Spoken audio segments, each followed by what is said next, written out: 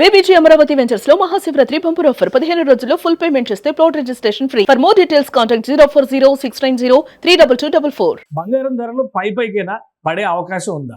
మార్కెట్లో జరుగుతున్నటువంటి కరెక్షన్స్ దేనికి సంకేతం? రాజకీయ ప్రభావాలు, అంతర్జాతీయ రాజకీయ అంశాలు కూడా మార్కెట్ ను ప్రభావితం చేస్తున్నాయి. దీన్ని విశ్లేషించేటువంటి ప్రయత్నం చేద్దాం. మనతో పాటు బీజేపీ నేత అనలిస్ట్ రవికిరణ్ గారు ఉన్నారు. రవికిరణ్ గారు నమస్తే. సార్ నమస్కారం సార్. కేసు గారు, మీకు సుమన్ టీవీ వీక్షకులందరికీ నమస్కారం. రవికిరణ్ గారు, ఇప్పుడు బంగారం ధరలు, వెండి ధరలు ఇప్పుడు లేనంత పై స్థాయిలో, పతాక స్థాయిలో చూస్తున్నాం మనం.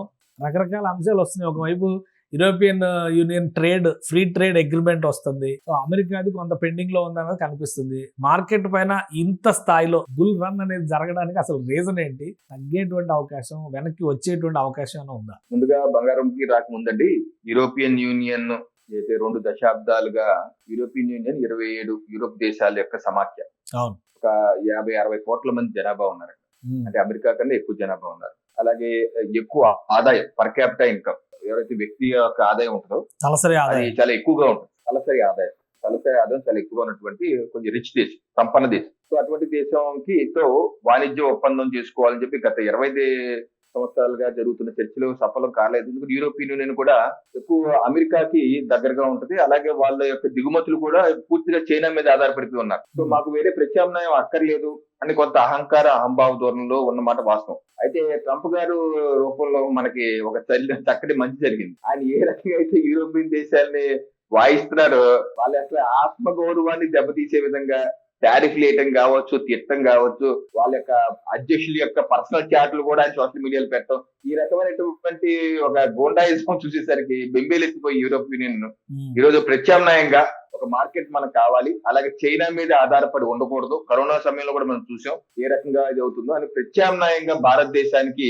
అయితే ట్రేడ్ చర్చలు గత 20 సంవత్సరాలు జరుగుతున్నాయో దాన్ని వేగవంతం చేసి భారతదేశంతో ఒప్పందం చేసుకోవటం ఎంతో శుభ పరిణామం. ఇది ఇరు దేశాలకి, అటు యూరోపియన్ యూనియన్ కి, భారతదేశానికి కూడా మంచిది. ఎందుకంటే మన భారతదేశానికి కూడా మన ట్రంప్ గారు ఇబ్బంది పెడుతున్నారు. 50% టారిఫ్లు వేశారు. దాని వల్ల మన టెక్స్టైల్స్ కావచ్చు, ఫుట్వేర్ కావచ్చు, లెదర్ ఇండస్ట్రీ ఈ ఇబ్బంది పడుతున్నాయి. ఇది కార్మికులు ఎక్కువగా ఇన్వాల్వ్ అయ్యే ఇండస్ట్రీస్, ఎక్స్పోర్ట్స్, ఎగుమతులు కొంత తగ్గి ఇబ్బంది పడుతున్న మాత్రం వాళ్ళకి ఇప్పుడు ఈ రోజు మన ప్రత్యామ్నాయ మార్కెట్ యూరోప్ ఓపెన్ దొరికింది.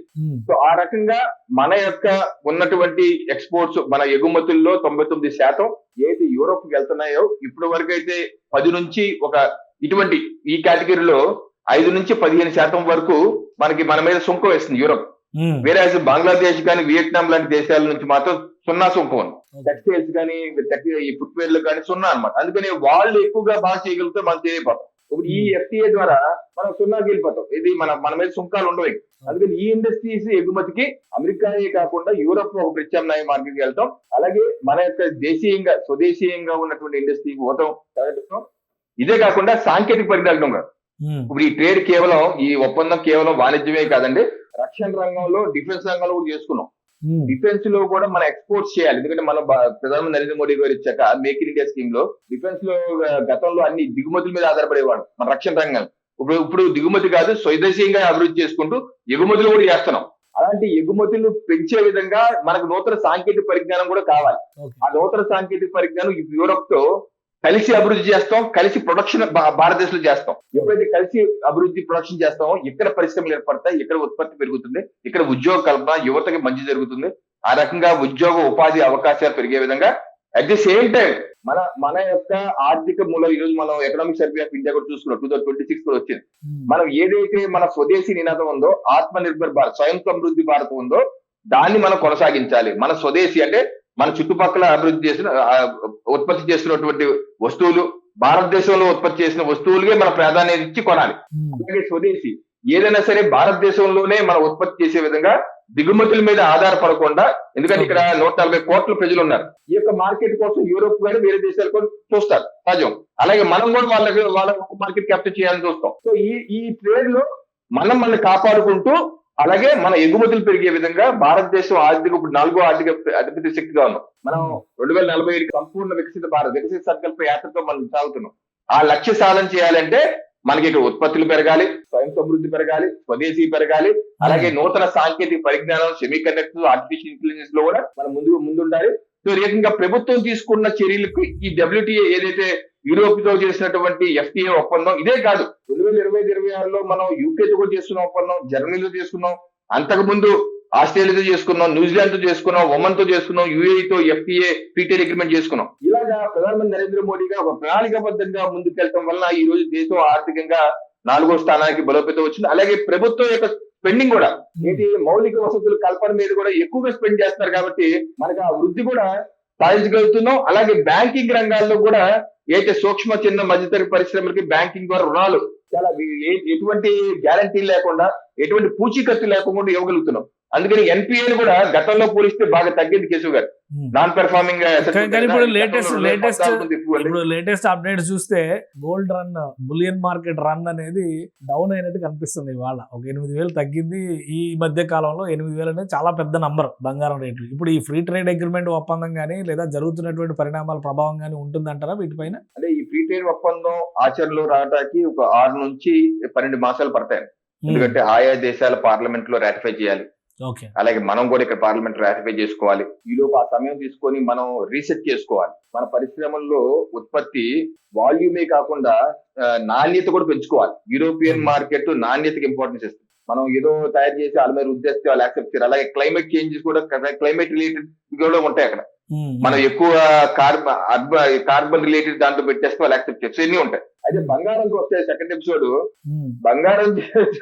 బంగారం విషయంలో సగటు భారతీయుడు సగటు కుటుంబం బెంబేలు ఎత్తిపోవటం మాత్రం వాస్తవం అండి. ప్రతి ఇంట్లో భయపడిపోవడం మాత్రం ఈ బంగారం ఇంకా కొట్టం ఉంటదేమో, చుట్టమే ఉంటదేమో, పుస్తకాల్లో పేపర్లో బంగారం ఆ రోజు అలా ఉండేది ఇలా ఉండేది చెప్పుకుంటూ ఉంటదేమో. ఈ ధరలు చూస్తుంటే ఇదివరకు ఏమైనా పెళ్లికి ఏం చేస్తారే 10 గ్రాముల బంగారం ఇచ్చేవాళ్ళం మనకు క్లోజ్ బంధువులకి. ఇంట్లో పెళ్లికి 10 గ్రాముల బంగారం, ఈ రోజు 10 గ్రాముల బంగారం ఇవ్వాలంటే 1,80,000 అవుతుంది. సో అలాగే వెండి కూడా కిలో 4 లక్షలు అయిపోయింది. అయితే ఎందుకు ఈ పరిస్థితి వచ్చింది? గత 6-7 మాసాలుగా చూస్తే రేట్లు డబుల్ అయిపోయింది.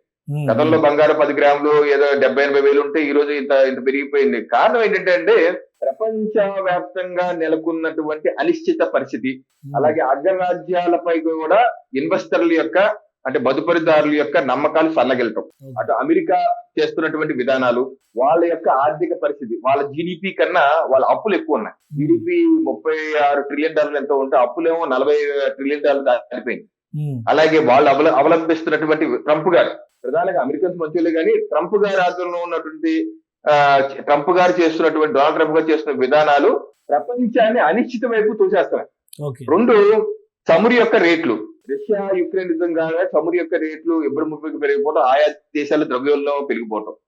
3 ఏదైతే స్టాక్ మార్కెట్ డబ్బులంతా మదుపరిలో ఎక్కడ ఇన్వెస్ట్ చేస్తారంటే ఎక్కువ స్టాక్ మార్కెట్ లోను, ఫ్యూల్ లోను, ఈ ఆయిల్ బాండ్స్ లో ఇన్ని ఇన్వెస్ట్ చేస్తారు. బట్ ఎప్పుడైతే ఈ ఒడిదుడుగులు అవుతుందో ఈ యొక్క స్టాక్ మార్కెట్ లో డబ్బులు ఆవిరైపోతున్నాయి. ఆ డబ్బులు తీసుకెళ్లి ఎక్కడ పెట్టుకుంటారు? గతంలో డాలర్స్ కొని పెట్టుకునేవాళ్ళు. ఈ రోజు డాలర్ కూడా వీక్ అవుతుంది, దాని మీద కూడా నమ్మకం లేదు. అందుకని ఆ డబ్బు మొత్తం తీసుకెళ్లి బంగారం వెండి మీద పెట్టేస్తారు. ఆ బంగారం వెండి మీద మొత్తం పెట్టేయడం వల్ల డిమాండ్ సప్లై తక్కువ ఉంది, డిమాండ్ ఎక్కువ ఉంది, దాంతో రేట్లు పెరిగిపోతున్నాయి. బంగారం గనులు కూడా ఎక్కువ ప్రొడక్షన్ లేదు, ఎక్కువగానే ఉంది. ఎందుకంటే ఎప్పటికన్నా సరే యుగం ఎలా మారినా చేసినా బంగారం ఉండే వాల్యూ అది బంగారంగా ఉంటది, అది జగమెరిగిన సత్యం. అందుకని ఎందుకులే ఈ గొడవ అని చెప్పేసి మన భారతదేశం కూడా ఎక్కువ బంగారం కొని నిల్వ పెడుతున్నాం. మనం భారత ప్రభుత్వం RBI కూడా బంగారం కొని నిల్వ పెట్టుకుంటున్నాం. అలా చేస్తున్నాం మనం కూడా. సో అందుకనే ఏంటంటే అందరూ బంగారం మీద పడ్డారు. దాంతో ఏమైంది? డిమాండ్ అండ్ సప్లై, బంగారం రేట్ పెరిగిపోతుంది. సో ఇది కరెక్షన్ ఎప్పుడు జరుగుతా అంటే ఈ ఒడిదుడులు సెట్ అవ్వాలి. సెట్ అయ్యి కరెక్షన్ జరిగి కొంత ఇప్పుడుగా ఈ రోజు కొంచెం తగ్గినట్టుంది. మరి వచ్చే 2-3 మాసాల్లో ఏ రకంగా ఇప్పుడు ఇరాన్ మీద యుద్ధం అంటున్నారు, ఇరాన్ చుట్టూ కమ్ముకుని ఉన్నారు. ఒకవేళ ఇరాన్ మీద యుద్ధం జరిగితే మళ్ళీ జియో పొలిటికల్ సిస్టమ్ మాత్రమే, సప్లై చైన్ నెట్వర్క్ దెబ్బతింటాయి. ఈ నెట్వర్క్ చెప్తే మళ్ళీ మార్కెట్ సెంటిమెంట్ దెబ్బతింటదేమో, లేదంటే మళ్ళీ అదే పెరుగుతేమో. ఏంటంటే ఇప్పుడు ప్రపంచం అంటే చాలా అస్తవ్యస్తంగా అనిశ్చిత పరిస్థితిలో ఉంది. ఈ అనిశ్చిత పరిస్థితుల్లో భవిష్యత్తు ఎలా ఉంటుందో ప్రిడిక్ట్ చేయడం. బంగారం ధరల పెరుగుదల, రాజకీయ అనిశ్చితి పక్కన పెట్టి చూస్తే రేపు మళ్ళీ బడ్జెట్ సబ్మిట్ చేయబోతుంది సెంట్రల్ గవర్నమెంట్. బడ్జెట్ లో ఏమైనా ప్రభావం చూపించే అవకాశం ఉందా? ఈ పరుగులకి, గోల్డ్ రష్ కి ఒక కళ్ళెం వేసేటువంటి నిర్ణయాలు ఉండొచ్చా? ఇప్పుడు గోల్డ్, బంగారము, వెండి, రూపీ వాల్యూ ఇది మన చేతుల్లో లేదండి, భారతదేశం చేతుల్లో లేదు. ఇది అంతర్జాతీయ పరిణామాల మీదే ఉంటుంది. మన చేతుల్లో ఉన్నాయి కానీ మనం దృష్టి పెట్టగలం. మన చేతుల్లో ఉందేంటి? స్వయం సమృద్ధి భారత్. మన దేశంలో ఉత్పత్తి పెరగాలి, ఉద్యోగ కల్పన జరగాలి. దానికి ఏం చేయాలి? సూక్ష్మ చిన్న మధ్యతరగతి పరిశ్రమలకి ఇంకా ఎక్కువ ఆర్థిక ఊతం ఇవ్వాలి.